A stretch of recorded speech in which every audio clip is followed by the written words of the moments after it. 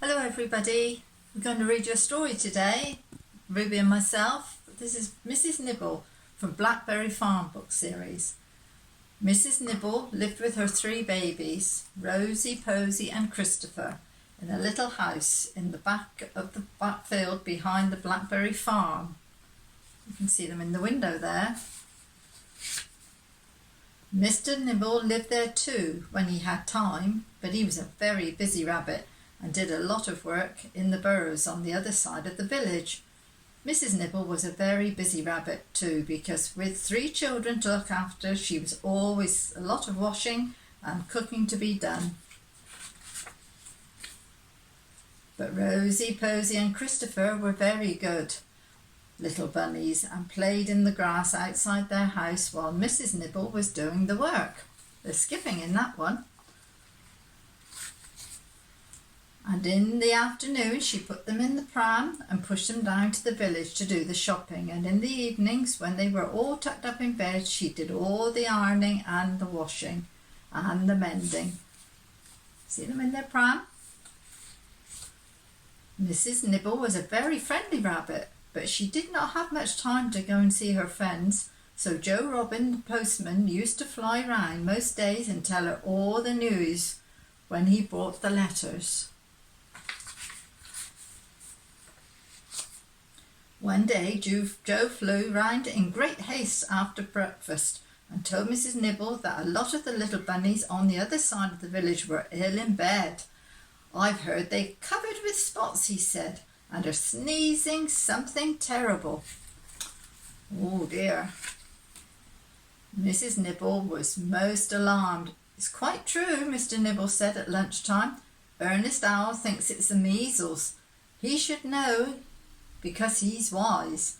So they watched the little bunnies very carefully, but Rosie, Posy and Christopher did not have any spots, and they did not sneeze, and they ate up their meals beautifully. So Mrs Nibble forgot all about the measles and began to work hard, planting out lettuce and thinking about the carrots. There, look, she's doing the gardening. And then one day at tea, Rosie sneezed 5 times. "Bless you," Mrs Nibble said, and lent her a handkerchief. And then Posy sneezed 5 times. "Bless you," said Mrs Nibble, and fetched another handkerchief. And then Christopher sneezed, and Mrs Nibble wiped his nose for him because he was the youngest. But when Mr Nibble came in to his tea, they all sneezed together, 7 times each, without stopping. Suddenly Mrs Nibble remembered the measles in the burrows on the other side of the village. She flung up her paws in horror and looked across the table at Mr Nibble, and he nodded his head gloomily at her. Without a word, Mrs Nibble cleared the tea table and got the bath ready in front of the kitchen fire for Rosie, Posy and Christopher. She undressed them and put them all in the bath, and then she looked at each one. Oh my goodness, look at them. There could be no doubt they were all covered with spots. Quickly she washed them and dried them and tucked them up in their little beds and gave them each a mug of warm milk and a bran biscuit and kissed them good night.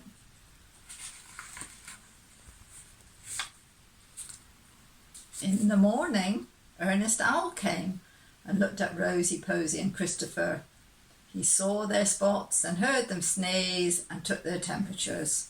"You must keep them in bed," he told Mrs Nibble, "until all their spots and sneezes have gone.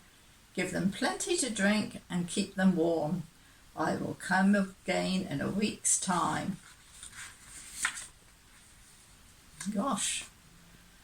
So Mrs Nibble kept Rosie, Posy and Christopher in bed for a week, and Mr Nibble brought them some new toys to play with, and Emily the goat was very kind and gave Mrs Nibble some extra milk when she heard the children were ill.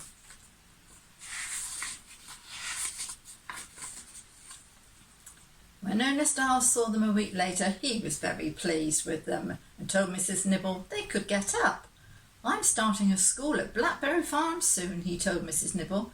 You must let Rosie, Posy and Christopher come. Just lessons in the morning. I will let you know when term begins.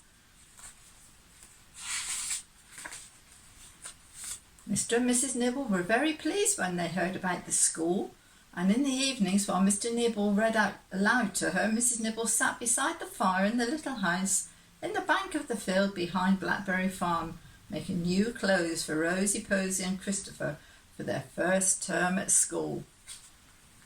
Wasn't that lovely?